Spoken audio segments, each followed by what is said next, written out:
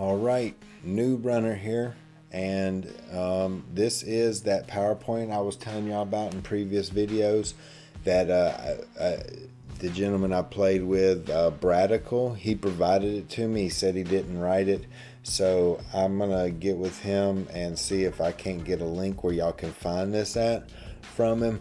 But the thing is, this right here talks about the history of the archetypes, starting with the core set right here, right? So it starts out talking about young game, limited card pool, what would expect them to do. So all the corps and factions were doing what they were supposed to do at the time. Now we have different archetypes within each corps, to where they have glacier, to where Wayland can do glacier or kill decks type thing, or just, which they were already doing that, but they have different ways that you can utilize these factions outside of what they're most commonly used for, and put together some unique combos.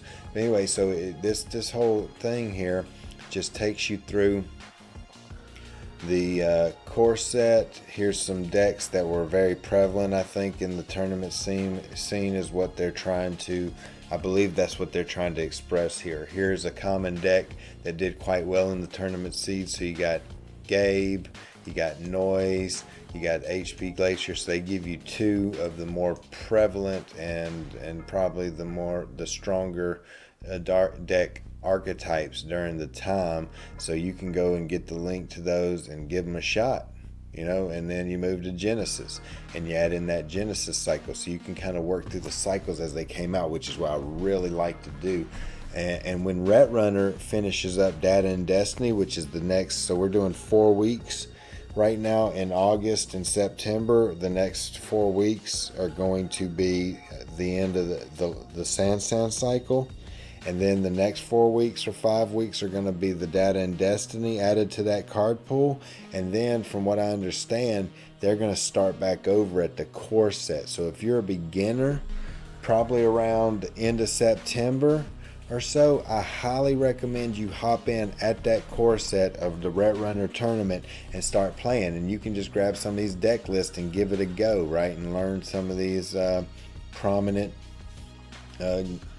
deck styles that were at the time, right? And that's what I plan to do. Honestly, I really think I'm actually just going to take one of these and go at it. I kind of want to build at the core set. I kind of want to build my own deck, right? Because I've played enough core cards to where I feel pretty I feel pretty knowledgeable about the swath of the cards. I'm not perfect at it by any means, and there's stuff that I'm not good at using. A lot of it I'm probably not good at using, but I know the card pool enough to where I'd be comfortable putting together a deck with it. And so I kind of want to do that. But again, they're going to work all the way through Data and Destiny over probably, I don't know how many months. That's what cycles, if I did the math, it might be close to a year time. They'll work through Data and Destiny again, and I'll start over again at core set. So that I might just work through these bad boys this time and just play the deck list, and then this next time around I'll go ahead and start off and start building my own decks all the way through, after I'd done kind of played through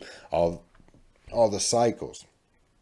So anyway, Genesis, you've got several deck lists and a description of how they did it, and then they provide blog post about somebody, a write-up of what they feel about particular deck types or things like that. So I'm looking forward to reading through those, and I'm probably just going to wait until I get to that core, and then just find these links, read them, play the decks, see what I want to play, and then play them in the tournament, and just work through this material systematically to kind of get that feeling like I was in the meta at the time, right? I mean, I know it ain't the real deal.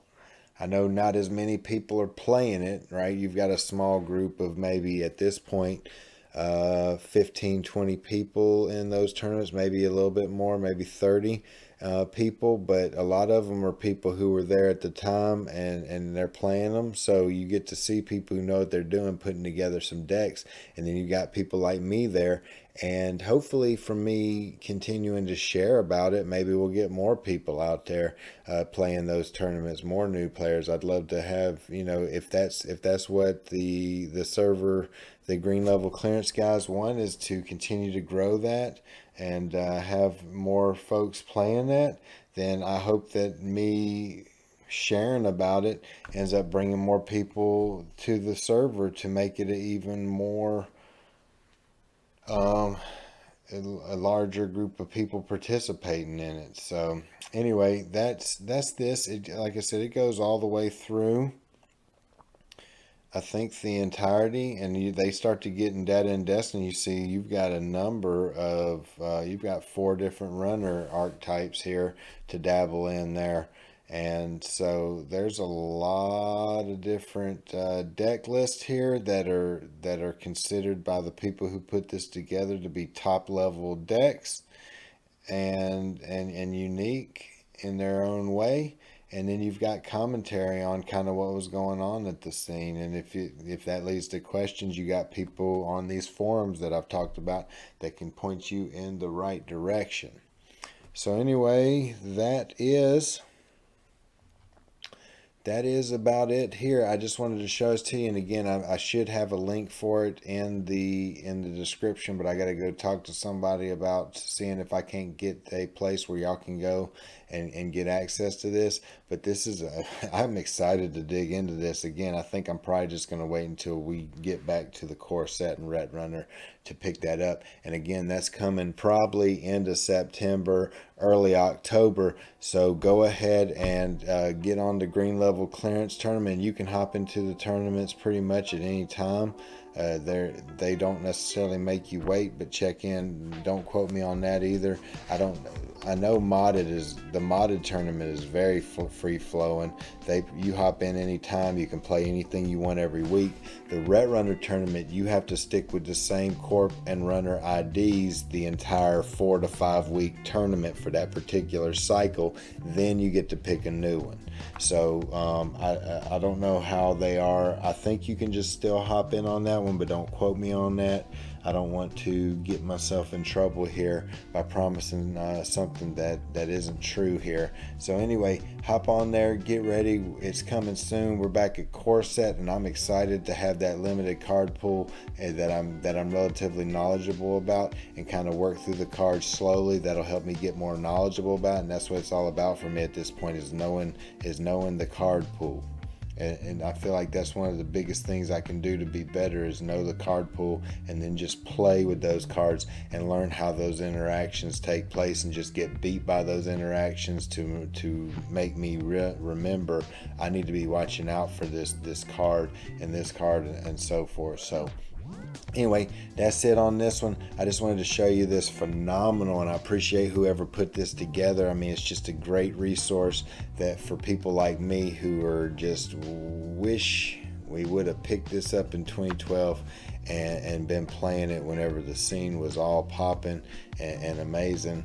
And this just gives us a chance, along with the Netrunner tournament, gives us a chance to go back and experience that. And just for that alone, I really appreciate the green level clearance guys for providing that for people like me who want to have even a taste of that experience.